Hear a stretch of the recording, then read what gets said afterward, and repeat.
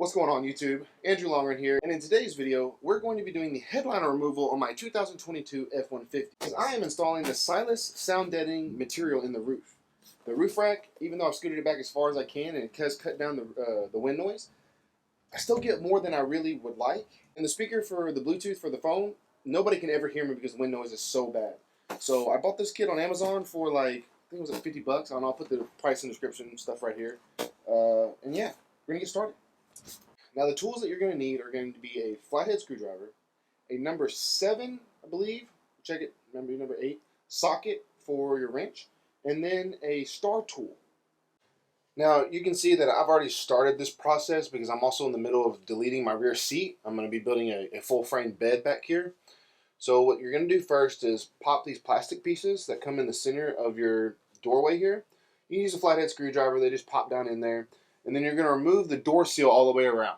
But remember which door seal you take off and keep it somewhere so you know that it goes to that door, because you don't want to be mix matching. You don't want to be mix matching. You don't want to be mix matching your door seals. So we're going to pop that, pull this around. I went ahead and pulled my rear column off the back side. You don't really have to, but it makes it a lot easier. It just pops right off as well. You can look at my previous video on how to remove the rear seats if you want to see the full detail on how to pull the whole thing off. It just pops right off with a little clip on the side.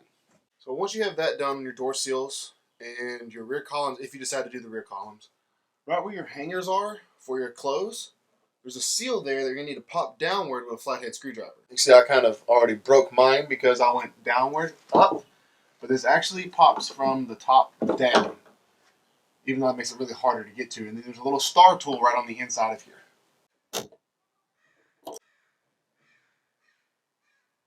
Whoops.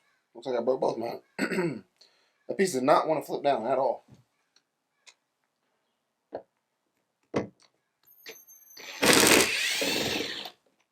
Alright. Now, the upper portion of this column right here just pops right out. It's going to feel like it doesn't want to, but it does.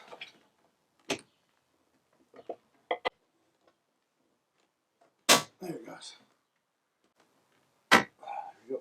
Separate the bottom column just by pulling it off. I don't have the best hands for this. Alright. You see this headliner just starts to want to kind of drop down right here. Perfect. Do it to the other side. Okay, now using your flathead screwdriver on this first part where the main part of your visor is sitting, this whole piece is flat. There we go. And it just comes down and starts hanging right there. Taking the number 7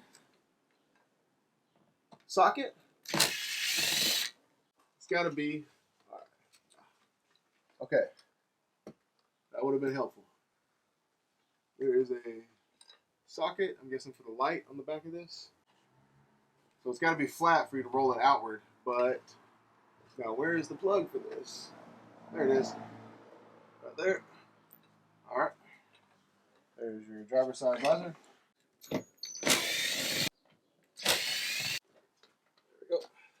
So I've done this center console several times, and it's pretty easy. They just pull, and it pops right down. There goes one. There goes two. You have a couple plugs in here. So you reach in there. Now you'll see quite a few extra in mine because I've already put a wiring harness through here with all my switches. All right, now that our upper console is out, we should be able to just start pulling. Well, it looks like you do have to remove the driver's side handle here, because the cable that runs from the front camera connects right down inside here and it won't come out. They did a really good job with the inlay because I didn't even realize that this popped out, but I used this little picker tool that I have, popped it right off. Then using a number 10 socket, remove the bolts. Pops down. There's your tweeter unplugged. There it goes. All right. I haven't decided if I'm going to take it all the way out yet. So, pulling it all the way out, seems like you kind of have to crinkle it a little bit. I really don't want to. I believe it looks like I have plenty of room to work with from here, so I'm just going to leave it down and just kind of work both sides, one side at a time. Now I've got to go plug the battery back in so I can get the seats laid down. So what I did first is I found the straightest point between this side and that side over there. Trying to maximize the amount of material that I have. And then once I found a good straight point to start with this corner, straight to the other side, looks about like the brow, right kind of where the metal meets the window. I just started inlaying this here, using a roller as well to help press the rest of this material down. And as I come to a spot where there's a gap, I'm just slowly slicing the material up. Now, I'm not the best slicer, as you can tell, but I'm trying, like I said, I am trying to maximize the amount of material that I have. To try to get as much sound deadening as I can, especially right here up near the front. I will have to come back and cut these holes out for the mounting for the visors. I'm also going to run my original wiring harness that I designed up through here as well. So, like I said, I'm just slowly pressing, trying to stay as even as possible. Looks like I may be off a little bit already. Trying to fix that this way. Really best if you have two people, but if you're like me and by yourself most of the time, or if you can't trust your wife, then just be careful and go slow.